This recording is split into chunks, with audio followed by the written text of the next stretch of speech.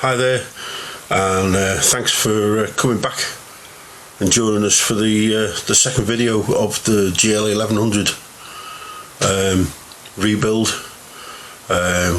If you haven't watched the first video, we took the engine out of the 1100 Gullwing, stripped the engine down. We've had a good few comments from people on YouTube, on the blog, who are just interested in seeing the inside of a flat 4 and how we're stripping it down and how we're going to rebuild it. It's going to be a good project that we're going to do through the winter. At this moment in time, the UK is in lockdown, so I'm recording this from home. We recorded the next bit with the taking the heads off and the timing belts and everything else. We did that around about a week and a half ago. It's the first chance I've had to be able to get it together and edit the video and put it onto YouTube. So keep your comments coming in, and hope you're enjoying it. There's some music in the background as well, which is all music that I'm writing for the new album. I said no vocals, just music. You don't hear people singing while you're taking engines apart, just put you off. So apart from that, my son John is helping us with this one, so he's mainly in the next video, all on time lapse, because we'd be here for hours if we were just running it in normal time. But I've done a voiceover explaining what we're doing as we're going along. So hope you enjoy it, and we'll talk soon. Cheers.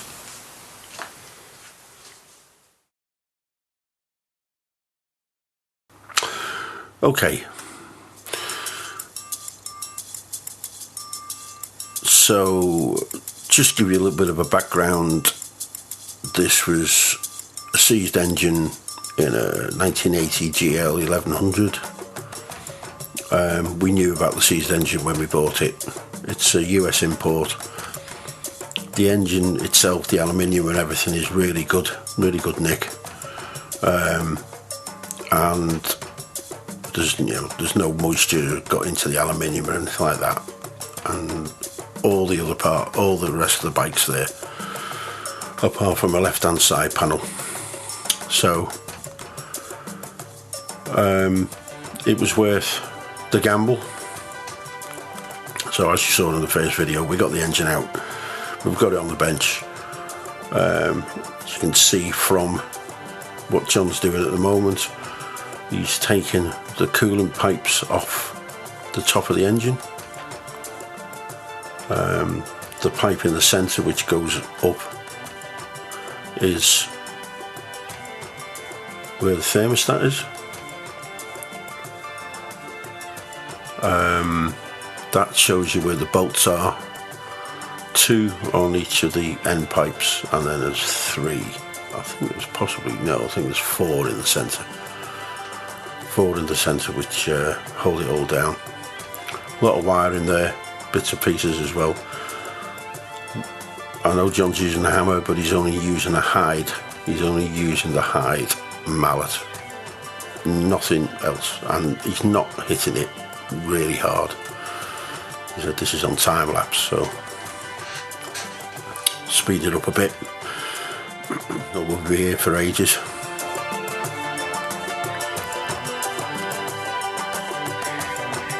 Gaskets will always be a little bit tight, water gaskets. We've got that pipe out, and the rest of it, and then we had some wiring on that side from the thermostat. So you've got the oil pressure switch wiring, which is underneath, but it goes down between the cam belt rear plate and the head. Without cutting the connector off, you can't actually get it out, which is a bit of a design fault really if you wanted to change that cable. John's just checking the manual as he's going along, just to make sure he's not. So you got two covers. That's the left hand cover. It looks the right hand on the TV, but it's the left hand side of the engine. The left hand side of the engine is always the left hand. It's always the side of the engine when you're sat on the bike, and this is the front of the engine. So we're opposite. So what John's taken off now is the left hand cam belt cover.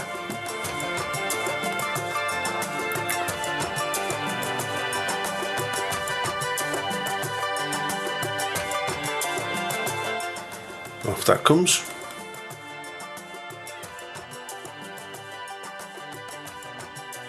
It was quite funny, this actually. You can't really see it off the video, but right hand cover's coming off. But there was actually spider egg sacs in there from a spider must have got in and laid its eggs many moons ago. There was a lot of cobwebs in there, and all the spiders have gone since, but it must have been stood for a long time, this. So there we go, right hand camshaft sprocket, cam chain tensioner, crank pulley is the centre one, the crank turns in the centre, does the cam sprockets. There is timing that you need to, normally this engine sees we can't move it. Normally you'd set it all to top dead centre and then take everything off so you knew where you were. We can't do that with this. We're just going to have to take it apart.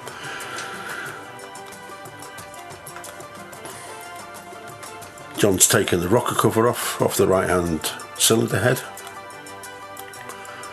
and he's taken the fuel pump off. You can see the drive there at the end of that head that drives the fuel pump.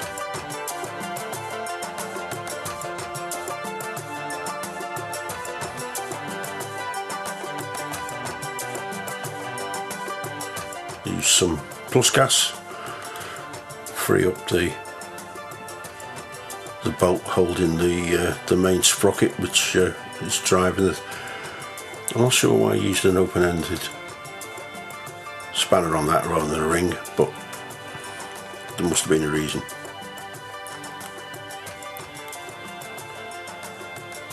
And he's spraying some plus gas onto the bolts that are holding the cam chain tensioners on.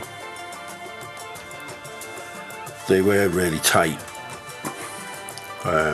so it was better to be safe than sorry. That's that slacking, and that's the other one slacking. Just takes a little bit of the tension off the belt. There's your right hand cam belt tensioner, there's your left hand cam belt tensioner, and the two bolts that you're slacking off. It looked like there's only one belt on that, looking on the TV, but it's actually two belts. Front belt does the right hand cam, left belt does the other rear belt does the left hand cam. So they're taken off. Look a bit rusty in there and stuff, but it's I think it's worked really fair quite well over the years. They just need a little bit of a clean. Left hand sprocket was really easy to take off. Make sure you take the key out and you don't lose that, so that when you put it back on it gets located properly. So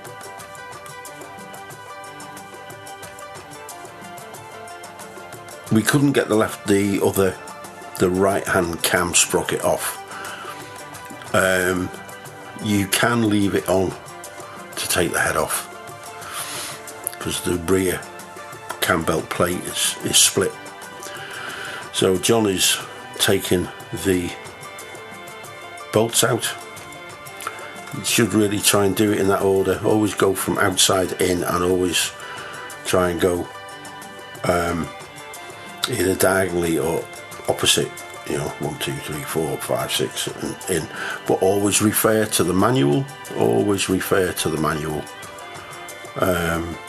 of your bike, and when you tighten them back up, you do it in the opposite sequence of what you've done undoing them. There's also a bolt at the bottom, right underneath the head. If you look directly down from the centre 2 screws in that, I think there's another little 13mm screw there, which will need to be torqued down, but it's not to do with the compression of the cylinder head. It's just to do with water or oil waste. John's also slackening off the tappets that you do your valve clearances with. Just takes the pressure off the cams.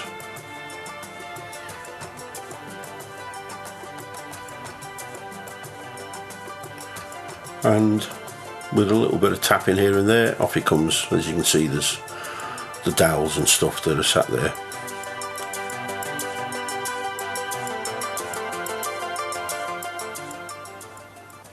There was a lot of oil in the barrels. I think you can see there. I think there's been a bit of water in the right hand barrel as well. But yeah, there was a lot of oil sat there. We eventually got the other sprocket off with some heat, with a heat gun, so we could take the rear plate off and everything as well. So that's good. That head needs to go off and get the broken spark plug drilled out of it, which I'll get done over the next couple of weeks. As you can see, everything he takes apart, he's either putting the bolts back in or the nuts back on, so they don't really get lost.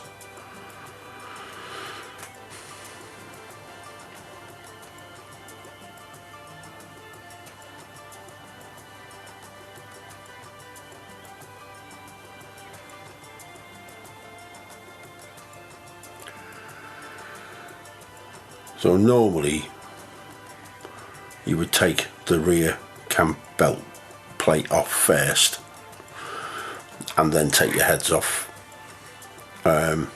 This is a retrospect one. As you can see, the other head was still on there. We ended up actually taking the left hand head off first, because the pulley on the other side was that tight, and so John decided to do that while plus gas and so on and so forth was trying to work its way in.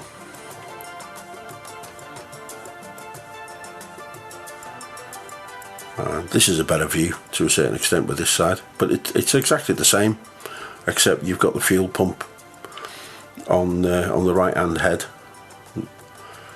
They're both the same, really, what you do. So that cover comes off. Make sure you have a rag underneath so you get any excess oil coming out.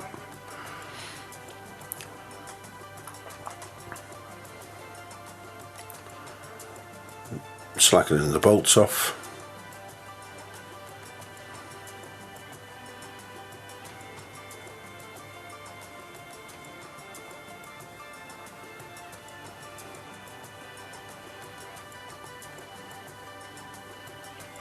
And he's taking that 7th bolt out at the bottom.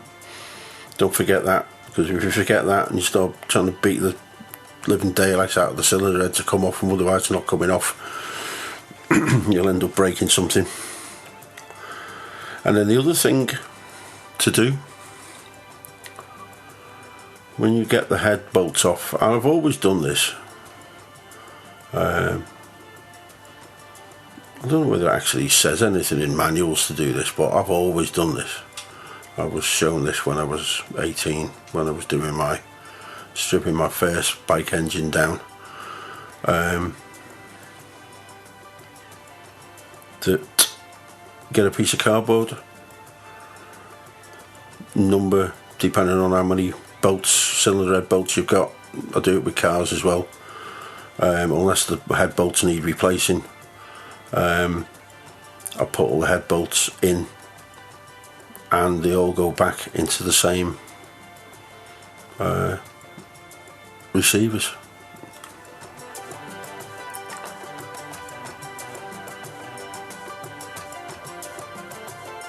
John's just putting the bolt back in on the crank. You didn't see why he did that, but basically we put it back in because we wanted to see whether we could turn the engine, and it didn't turn. So obviously the seized side of the engine is a lot further in to the engine than the head, so when maybe like a valve had dropped, or we had some water in one of the piston chambers, and that's what was locking the engine up. But no, it's something a bit more serious. I did actually have a look at the oil that we drained out before we poured it away into the waste oil container, and there is quite a bit of aluminium in the bottom of the oil, which suggests that something big's happened in there. So then the next step is taking the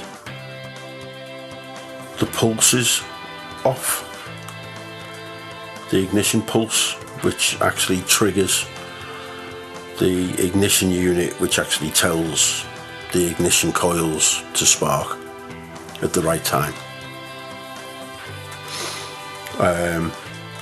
I suppose in sort of 1980, 79, a bit like if you have a look at the GL1100 trike build that we've been doing as well. They were called TCI units then. They're all called CDI units now.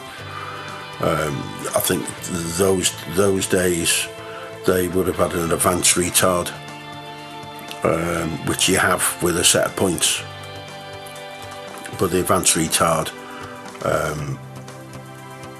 still moved the ignition pulses which went round on the shaft, but these days you don't need anything like that.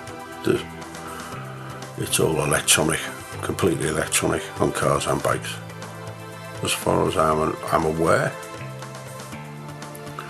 So John's taken the pulses off, and now he's going to take off the advanced retard mechanism.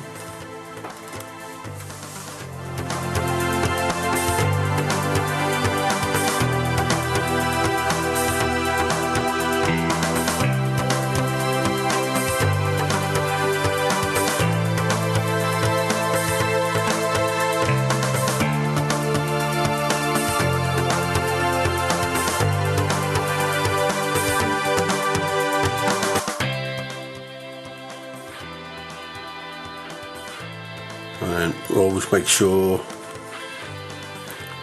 whatever you're taking off, put it all back together, just so, and keep it all together so you know exactly where you are when you come to put it back on. That the valve on the side of that unit, if you're wondering what that is, that's the vacuum valve that does the advanced retard on the ignition. So after we've done that, we thought, right, okay, let's it's still not moving. We thought we'd start, just get the outer cover of the clutch off and stuff. It was getting a bit late in the day, so this is the final bit now, for this video anyway. So John's just undoing all the clutch outer housing bolts. We were surprised. Don't forget, we drained the oil out of this before the engine came out of the bike, and I was surprised how much oil was still coming out of this from the clutch housing. I don't think there's a separate chamber. Honestly, I haven't looked at the manual to see whether there was. There isn't another sump plug to actually drain any more oil out. I think it's just that it sits so low in the engine that there's always going to be some oil left in there, so bear that in mind if you ever when you've drained your oil out, that you might end up with still oil there. And as you can see, as we actually pull this cover off,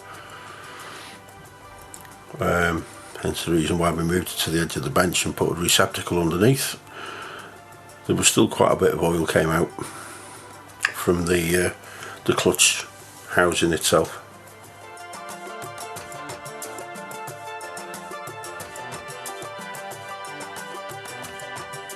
Looks a lot. It wasn't loads, maybe a couple of 100 millilitres. I know John isn't wearing gloves, but it is always advisable to wear nitrite gloves or some form of protection so you don't get oil all over your hands. I hate wearing them, to be honest, but yeah, my hands get mucky and that's it. And John's the same, but thought I'd mention that you don't have to do. You have, you know, if you want to wear gloves to do it. Most mechanics do now these days.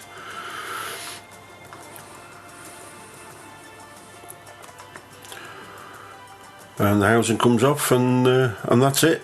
That's where we ended up finishing this particular video. So the next video will be we'll be taking the clutch off. We'll be taking the stator off, which is up on the top left hand side. Get that off as well, because it could be that it's the stator seized. That could be holding it. There's many other things there, and we'll try and get the rest of this engine stripped down so you can we can find out exactly why this engine isn't running, and hopefully it's not going to cost us too much money to actually put it back together. Thanks for watching.